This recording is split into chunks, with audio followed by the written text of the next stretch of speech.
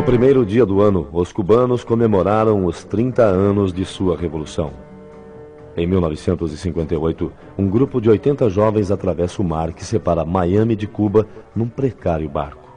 Somente 12 sobrevivem à travessia e, ao chegar a Cuba, iniciam um movimento que, menos de um ano depois, derrubaria uma das mais fortes e duradouras ditaduras do continente.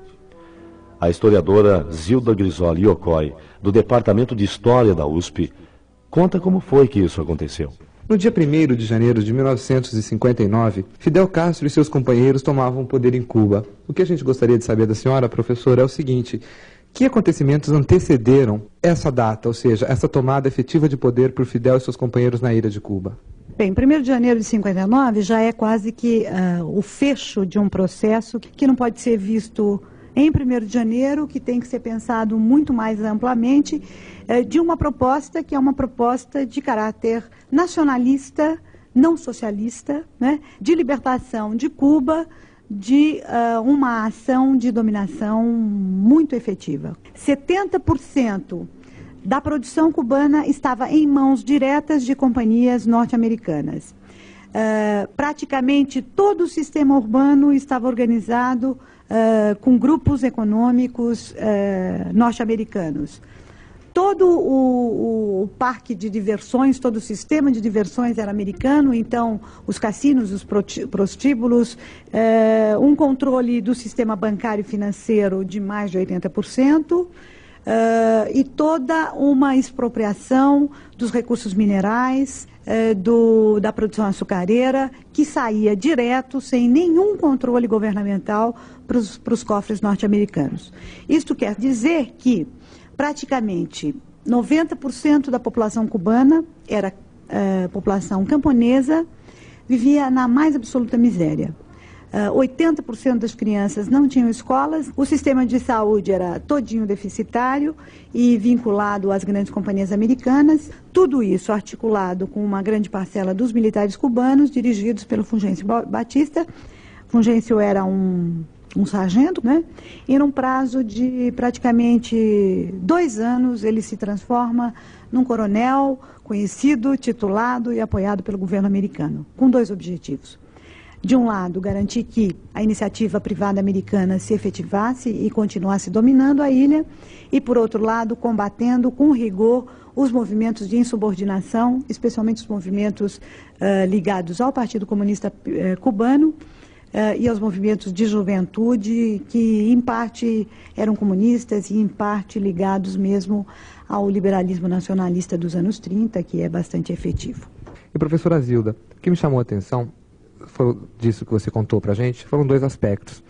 Primeiro, como é que 12 jovens encastelados numa região montanhosa conseguem articular uma revolução num país dominado por uma ditadura muito forte, como você mesmo acabou de dizer.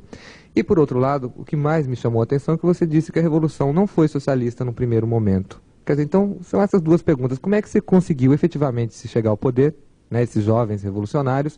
Como é que essa revolução foi tomando um caráter socialista? Em primeiro lugar, é importante pensar que, de fato, existia por parte desse grupo, né, de 12 jovens que sobraram, né, do fracasso da travessia de Miami, existia já um plano de ação e uma reflexão política muito forte no sentido de pensar a emancipação nacional de Cuba. Entretanto, logo de chegada, esse plano caiu por terra e eles saíram, então, do litoral em busca da Sierra Maestra, muito mais numa postura defensiva, num primeiro momento, né, do que numa postura ofensiva. Ocorre que, ao chegar à Sierra Maestra, esses homens ficaram durante um tempo se restabelecendo, mas rapidamente criaram alguns elos muito importantes com os camponeses. E neste elo de ligação, rapidamente se forma um grupo de apoio camponês, né, que vai estar discutindo a necessidade da transformação, na necessidade da derrubada do Fulgêncio Batista. Então, é uma revolução que começa quase que com um caráter eminentemente camponês. Enquanto isso está ocorrendo, né, Nos centros urbanos, diferentes grupos que se antagonizavam e que se opunham, a igreja de um lado, os comunistas de outro, os liberais, a intelectualidade, o movimento estudantil, resolvem que era o momento de abrir mão das suas diferenças e caminhar no sentido de estabelecer pontos de apoio para a guerrilha que estava ocorrendo na Sierra Maestra.